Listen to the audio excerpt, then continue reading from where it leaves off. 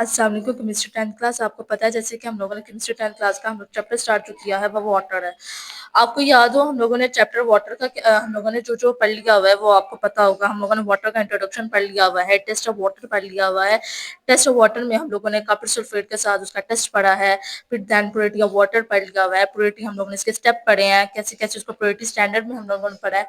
Then इसका difference between distillate water and tap water का पढ़ा है, इसका हम लोगों ने डिफरेंस पढ़ा है। बहुत अच्छे तरीके से हम लोगों ने इसके पॉइंट्स पढ़े हैं। आगे जो आज का जो टॉपिक है वो है substance present in water obtain from natural sources है। आज का जो टॉपिक है इसको हम लोग डिटेल से पढ़ेंगे, इसके यूजेस पढ़ेंगे, इसके डिसॉल्व ऑक्सीजन। जैसे कि आप ये देख सकते हैं कि ये वाले टॉपिक्स हमारे, हम इसके यूजफुल सब्सटेंस पढ़ेंगे, इसके हार्मफुल सब्सटेंस पढ़ेंगे, इसके इफेक्ट्स पढ़ेंगे, इसके अंदर क्या क्या चीजें आ जाएंगी, हम इसको डिटेल से पढ़ते हैं। चले आज चलते हैं, इसको इस टॉपिक को लेकर चलते हैं। मैं बोर्ड पे इसको अच्छे से इसको डिटेल से डिफाइन करती हूँ। आज का जो टॉपिक है वो है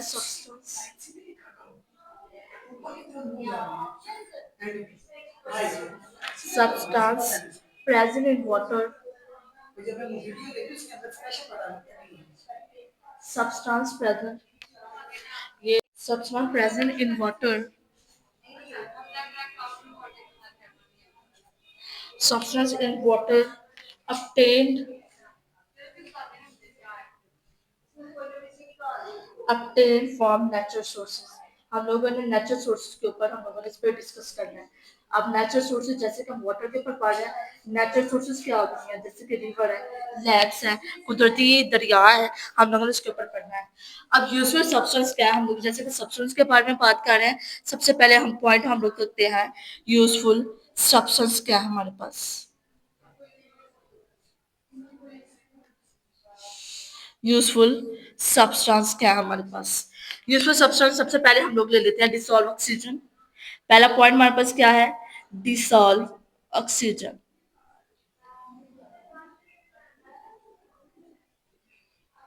डिसॉल्व ऑक्सीजन हमारे पास। और डिसॉल्व ऑक्सीजन क्या होता है, ऑक्सीजन आपको पता है कुदरती होती है हमारे पास, क्योंकि ये होती है नेचुरल वाटर से एटमोसफेयर पे जाती है, क्योंकि ये डिफियन प्रोसेस होती है। क्या होती है हमारे पास, डिफियन प्रोसेस होती है।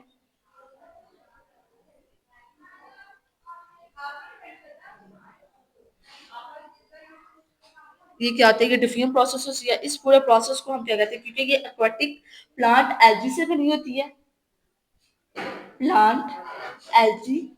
और इस पूरे प्रोसेस को हम क्या कह रहे हैं, इस पूरे प्रोसेस को हम क्या कहते हैं, फोटोसिंथेसिस कहते हैं। क्या कहते हैं, फोटोसिंथेसिस कहते हैं।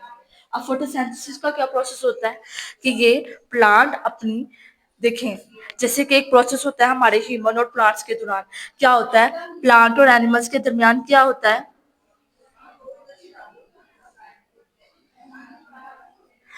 प्लांट हमें ऑक्सीजन दे रहा होता है, एनिमल हमें क्या दे रहा होता है, कार्बन डाइऑक्साइड दे रहा होता है। तो इस पूरे प्रोसेस को हम क्या कहते हैं, रेस्पिरेशन प्रोसेस। प्लांट क्या बना रहा होता है, फोटोसिंथेसिस बना रहा होता है, क्योंकि प्लांट अपनी खुराक सब कुछ क्यों बना रहा था, क्योंकि सनलाइट प्लांट एनर्जी खुद को बना रहा होता है, इसलिए ये डिफियन प्रोसेस हो रहा था, क्योंकि ये डिजॉल्व ऑक्सीजन बना रहा था। इसलिए इस पूरे प्रोसेस को क्या कहते हैं, फोटोसिंथेसिस कहते हैं। तो ये जो यूजफुल सब्सटेंस होता है, क्योंकि ये एक्वाटिक ऑर्गेनिज्म होता है, ब्रीथ एंड सर्वाइव करवा रहा होता है, तो ये हमारे पास क्या होता है, यूजफुल सब्सटेंस होता है हमारे पास। आगे हमारे पास जो टॉपिक है वो है हमारे पास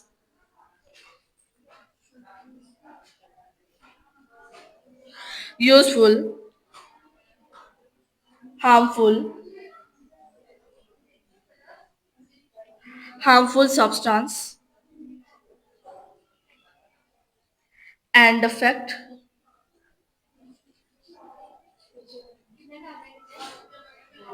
on the quality of water। अब कह रहे हैं ऐसे सब्सटेंस बताएं जो वाटर के ऊपर इफेक्ट करते हो, उसके बारे में बताएं। अब वाटर पे सबसे पहले इफेक्ट, उसके पॉइंट्स मैं बता देती हूँ कौन कौन से इफेक्ट करते हैं। हार्मफुल माइक्रोब्स, हार्मफुल माइक्रोब्स, एक पॉइंट ये हो गया, कौन सा है, हार्मफुल माइक्रोब्स। दूसरा पॉइंट है हैवी मेटल हो गया, ये भी क्या करता है, ये भी पानी को क्या करता है, अफेक्ट करता है सब्सटेंस के ऊपर। प्लास्टिक, प्लास्टिक भी पानी के ऊपर हैवी अफेक्ट करता है।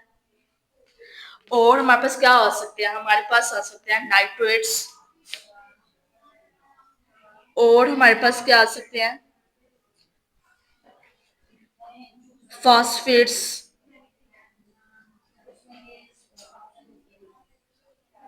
ये 5 पॉइंट जो हमारे पास ये हार्मफुल सब्सटेंस है जो अफेक्ट करते हैं वाटर के ऊपर, ये 5 हैं। हार्मफुल माइक्रोब्स क्या करते हैं, हार्मफुल माइक्रोब्स करते हैं ये फ्रेश वाटर पे क्या करते हैं, ह्यूमन एक्टिविटीज को, माइक्रो ऑर्गेनिज्म को, बैक्टीरिया वायरस को फैलाते हैं, गंदा कर देते हैं पानी। जैसे कि मैंने आपको दिन बताया था कि हमारे जो नल वाला पानी है वो भी गंदा होता जा रहा है, क्योंकि हमारी फैक्ट्रीज का पानी वो गंदा होता जा रहा है। हैवी मेटल्स जो है, मतलब जो हमारे पास लोहे वगैरह उनको जंग लगता जा रहा है, जितना पानी उनको लगता है वो खराब होता जा रहा है।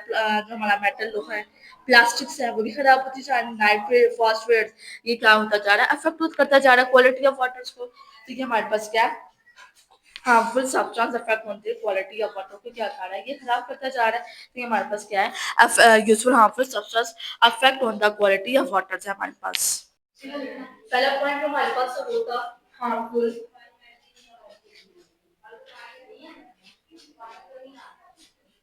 माइक्रोब्स, क्या था हमारे पास हार्मफुल माइक्रोब। पहला पॉइंट हमारे पास आ गया हार्मफुल माइक्रोब्स, इसकी सोर्सेस क्या है हमारे पास, इसकी सोर्सेस है हमारे पास human and animal,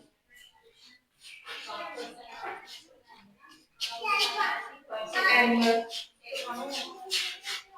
animal waste, land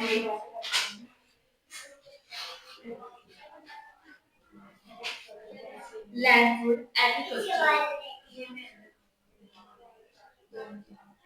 agriculture run off, industrial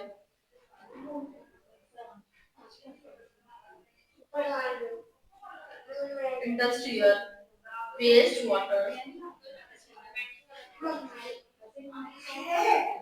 quality septic tanks and soil। क्या में लिखा हुआ है, human and animal waste, landfill agriculture run off, industrial waste water, quality septic tank and soil. ये हमारे पास क्या आ गया, हार्मफुल माइक्रोब्स की सोर्सेज आ गई। जैसे कि इस एग्जांपल हमारे पास आ गया बैक्टीरिया,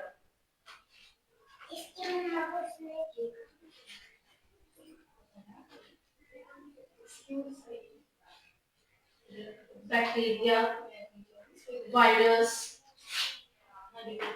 इंसेक्ट। फिर मेरे पास ये यहाँ पर माइक्रोब्स का आ गया। अब हैवी मेटल्स क्या हमें पढ़ना है,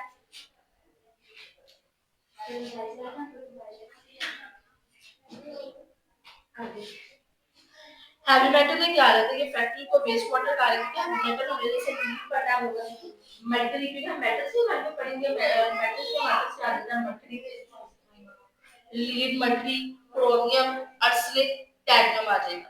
तो ये हमारे पास कहाँ पे आ जाएगा, फैक्ट्री में वेस्ट वाटर हो जाएगा, क्योंकि ऑपरेटिंग फर्टिलाइजर होगा, पेस्टिसाइड होगा, तो ये फर्टिलाइजर पे होगा, क्योंकि इसके इफेक्ट्स क्या होंगे, इफेक्ट्स क्या होंगे हमारे पास, ये क्या होगा, डैमेज करता है लीवर्स को, किडनीज को,